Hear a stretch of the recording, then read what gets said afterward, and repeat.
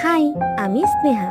আজ আমি আমার লাগানো গাছগুলোতে এই সবজির খোসা ভেজানো জল দিয়ে দিব।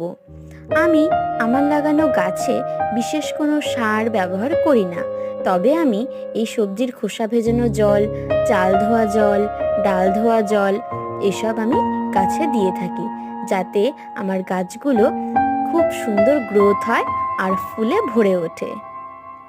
কয়েকদিন আগে লাগানো এই ডালিয়া ফুলের চারাগুলো বড় হতে শুরু করেছে। নার্সারি থেকে এই গাছটা এনেছিলাম।